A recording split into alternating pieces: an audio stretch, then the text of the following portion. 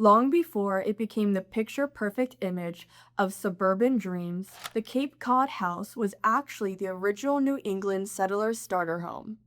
When 17th century settlers first arrived in Massachusetts, the brutal Atlantic winters completely destroyed their traditional English cottages. To survive, they had to strip away every single piece of architectural fluff. Every iconic feature had a purpose. The steep, slanted, gabled roofs helps to slough snow. The massive chimney in the middle of the house warms the whole space, and low ceilings conserve that heat.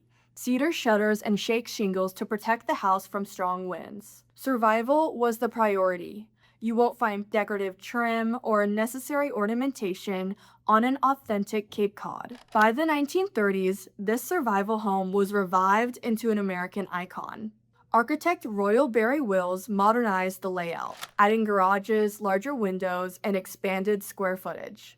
This updated, affordable footprint became a popular template for the post-World War II suburban housing boom, spreading the New England silhouette all the way to California. So what is it like to actually live in one of these coastal homes today? Because they were engineered to trap heat, the low ceilings and tight floor plans can feel a bit cramped. But there are perks to its compact layout. Its smaller square footage compared to a traditional home can make a Cape Cod much more affordable, especially for first-time buyers. The small Cape Cod still functions as originally intended, efficiently. Perfect for energy-conscious buyers looking for an efficient footprint that is easy to expand. Adding wings and more stories is fairly common for a modern Cape Cod. But if you want a historic Cape Cod home where the style originated, the market reality looks vastly different than the 1600s.